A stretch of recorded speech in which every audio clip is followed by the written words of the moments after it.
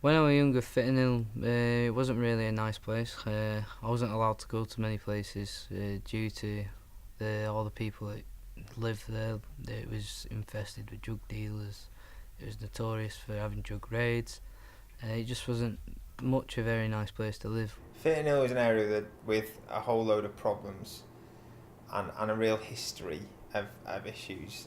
Unfortunately, Fitton Hill had been involved in the older riots in 2001, and it had really been labelled as a racist area with lots of social problems, and a community that just wasn't knitting together and wasn't working well.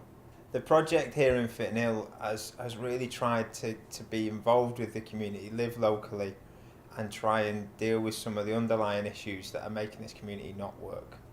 I started to go around, it was about 6 or 7 years ago. I was making the transition from year 6 to year 7, and they ran a local youth club. What I got happily just involved in, just attending. It was something to do over summer, so it was all right. It's quite good.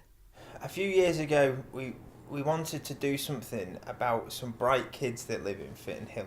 We knew that there was kids in Fitton Hill that weren't just average students. They were good students, but they'd only really achieve an average grades or averagely at school.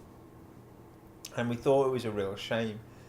And we looked at, there was a school up the road that was a private grammar school that were kids that weren't desperately dissimilar from some of the bright kids in our community, but their aspirations and where they were going was just vastly different. We had a bit of a harebrained idea that would get the two groups of young people together and kind of see what happened and try to get them to work on something together. So the grammar school were amazing. They gave us loads of support. They gave us a group of young people from their school, and we mixed a group of local young people with the young people from the grammar school. The grammar school did extra lessons for us and extra tuition. We did some mentoring with those young people, and we set them a target, a goal. We said, right, if you want to do well long term, we're going to set a goal here that's a bit beyond what you think you could do, and we're going to let you get to it and see what happens. So the target was to do a social action project in Ecuador. My assumptions was just like anyone who's gone to a state school, people who go to private school are snobs. It changed from the first day we met them, because realistically they were just like me, and their assumptions changed as well, because they thought we'd just be some local scruffy kids who didn't brush their teeth or anything like that, when in fact we're just normal people living a normal life.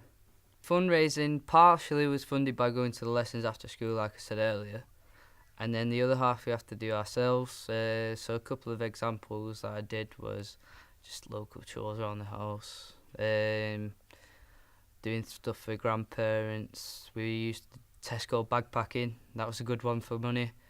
But once we got the money, knew we were going, felt rather excited. And it was really once an experience of a lifetime. He came back and decided he didn't just want to go to the local college, that if he wanted to do well in his A-levels and go on to university, he needed to get a really good education. So he went along to the grammar school and asked if he could have a free place and do his A-levels there, and somebody gave him a scholarship. I'm really motivated by seeing this community get better. And I know it's had problems, and it's not because the people here are nasty or horrible, but it just wasn't working together. There was too many problems for this community to really knit together and work well. What's most encouraging is when people talk about Fitton Hill now, people are starting to say how nice a place this is.